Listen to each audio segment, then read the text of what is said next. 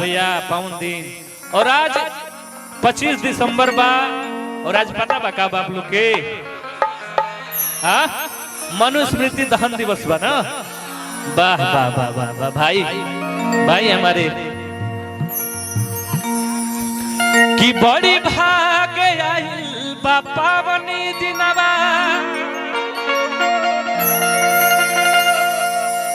की बड़ी भागे आइल बा पावनी दिनवा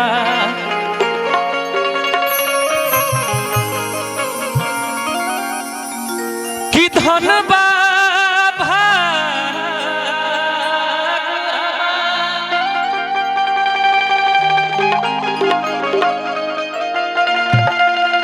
कि अरे बाबा साहब भीमराव के चरण में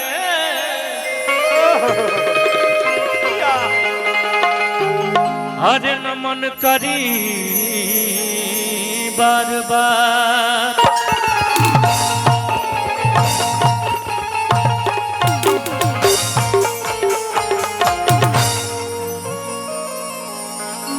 कि बहुजन के कैले बानी अरे रौरे उधार जी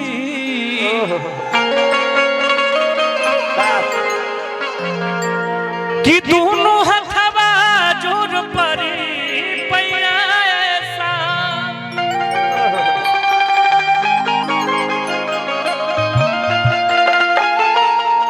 कि हमनी के आन बानी हमनी के शान बा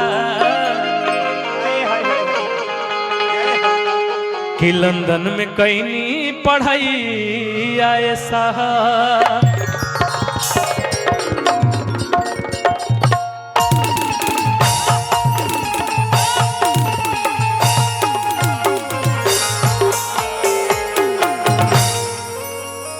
वाह भैया वाह दिल खुश कर दिया आप लोग।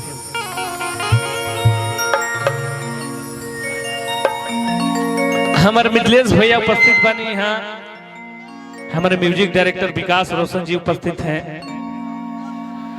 हमारे राइटर साहब पंकज पवन और हमारे भाई समाज के बहुत अच्छे गायक पीके पंकज जानते हैं आप लोग नाम जानते हैं ना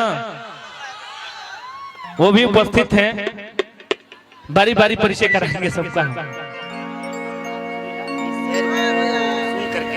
श्रीनाथ सुरीलाल भैया सुन के भाई प्यार दिए दिल से आभार जय भीम।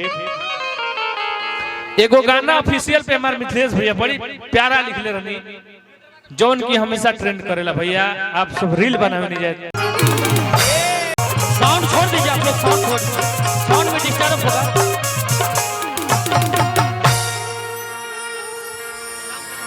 हेलो चेक थोड़ा इसका लेवल उठा दीजिए।